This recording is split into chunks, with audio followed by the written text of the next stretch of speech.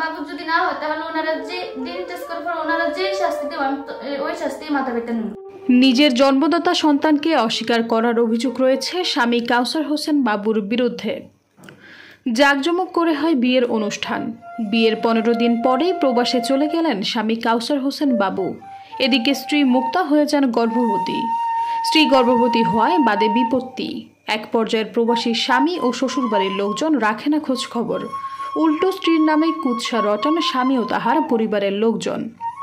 এদিকে স্ত্রী মুক্তা আক্তার ফুটফুটে বুকের মানিক সন্তান নিয়ে হাজির হন স্বামীর বাড়িতে, কিন্তু শ্বশুর শাশুড়ি নির্মম অত্যাচার করে বের করে দেন মা ও নিষ্পাপ শিশুটিকে। ভাগ্যের কি পরিণাম! মুক্তার বিয়ের কয়েকদিনের মাথায় নেমে আসলো ঘোর কালো অমাবস্যা। সন্তানের পিতার পরিচয় ও স্বামীর অধিকার প্রতিষ্ঠার জন্য ধারে ধারে ঘুরছেন চাঁদপুরের ফরিদগঞ্জ উপজেলার 10 নং দক্ষিণ গোবিন্দপুর ইউনিয়নের নলডুগি গ্রামের ঢালি বাড়ির মোহাম্মদ মফিজ ঢালির ছেলে কাউসার হোসেন বাবুর বাড়িতে। স্বামী ও পিতার অধিকার আদায়ের জন্য আবারও হাজির হন প্রবাসী স্বামী কাউসার হোসেন বাবুর বাড়িতে, কিন্তু শ্বশুর বাড়ির লোকজন পুত্রবধূ ও নাতির বিরুদ্ধে কুৎসা রটিয়ে বেআইনিভাবে পুলিশ দিয়ে রাতের 12টার সময় ঘর থেকে বের করার মতো দৃষ্টান্তমূলক জঘন্য কাজটি করেছে। হায়রে মানবতা, হায়রে মানবাধিকার, তোমরা আজ কোথায় হারিয়ে গেলে? এদিকে স্বামী কাউসার হোসেন বাবুর পিতা মফিজ ঢালি জানান, আমার ছেলে তাহাকে নিয়ে ঘর সংসার করবে না। সালিসির মাধ্যমে 4 লক্ষ টাকা দেওয়ার কথা হয়েছে। এটা নিয়ে কোনো কথা বলতে রাজি না। এ বিষয়ে মুক্তা আক্তার জানান, আমার সাথে সংসার বিচ্ছেদ করার কোনো সুযোগ নেই, কারণ তারা আমার চরিত্র নিয়ে মিথ্যা অপবাদ দিয়েছেন। কাউসার হোসেন বাবু হলো এই সন্তানের পিতা। আমি চাই ডিএনএ টেস্টের মাধ্যমে আসল ঘটনা উদ্ঘাটন করে সত্য উন্মোচন করে কলঙ্ক মুক্ত হয়ে স্বামীর ঘর সংসার করব। তারপর যদি না হয় তাহলে আমি ওনারা যেভাবে আমার শাস্তি দেব আমি ওইভাবে মাথা পেতে চলে আসবো। ওইখান থেকে আমার সাথে সংসার করছে, করার পর এখান থেকে প্রবাসে চলে যায়।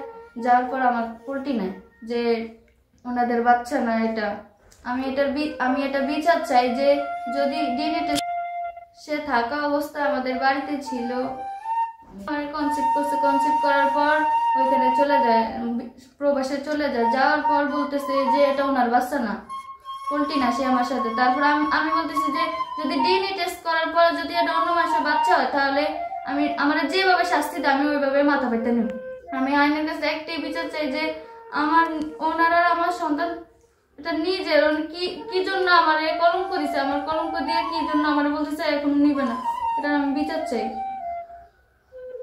কাউসার হোসেন বাবু, আমার বাচ্চার 1 বছর, এই 15 তারিখে জানুয়ারি 15 তারিখে 1 বছর হয়েছে। কোনো খরচ টরচ কিচ্ছু দেয় না।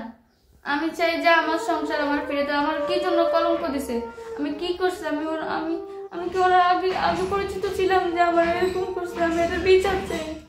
ডাক্তার কাছে গিয়েছে? ডাক্তারের কাছে গেছি, যাওয়ার পরে বাবু যাওয়ার পরে 3-4 দিন পরে মাইয়া কইতাছে মা আমার তো খারাপ লাগে।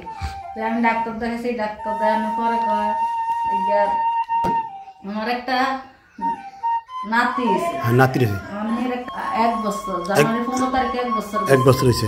হওয়ার পর থেকে মেয়ের কোনো খোঁজ খবর না, শাশুড়িও না, শ্বশুরও না, কিছু না। মেয়ের শ্বশুর বাড়ির জামাইয়ের অধিকার নিয়ে গেছে। যাওয়ার পরে তার স্বামী কি বলতেছে? তার স্বামী বলতেছে হ্যাঁ বাচ্চা না, হ্যাঁ শাশুড়িরা বলতেছে হ্যাঁ বাচ্চা না। পরে একটা সালিশে আমার পরে কইছে মেয়ের ডিএনএ টেস্ট করাইবো। ডিএনএ টেস্টের পরে যদি কাউসার হোসেন বাবুর ছেলে হয়, বাচ্চা হয়, তাইলে তারা নিবে, তারা হে বাড়িতে বাচ্চা ও মা নিবে।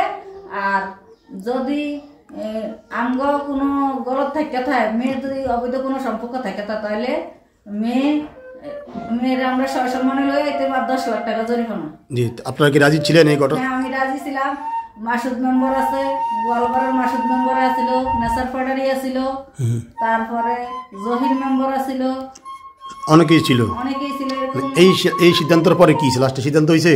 এই সিদ্ধান্তের পরে আর কোনো দরবার হয় না, হেরা কোনো ভিড়েই না। হেরা কাল আমার মেয়ে রাখবই না কয়া হেরা কোনো পাত্তে আম করে দেয় না। আমরা যত মানুষের দ্বারা যাই অত মানুষে আম করে ফিরিয়ে দেয়।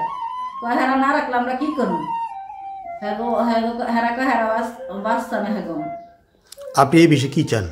আমি এই বিষয়ে বলতে চাই যে আমার মাইয়া যদি কোনো খারাপ হয়ে থাকে তাহলে আমার মাইয়া আমি সবাই সম্মানে লইয়া আর আইনে আমার মায়ের যেই সাজা দিব আমাদের যেই সাজা দিব আমরা ওই সাজা মাইনা নিব। আর যদি আমার মাইয়া হ্যাঁ সন্তান হয়ে থাকে আমার মায়ের সংসার মায়ের ফিরিয়ে দিব। আর হ্যাঁ গো আইনের কাছে আমার একটাই দাবি আমার মায়ের এই সুবিচারটা চাই। আমি আমার মায়ের বিশ্বাস চাই যে এমন একটা কলঙ্ক উঠেছে আমার মায়ের নামে।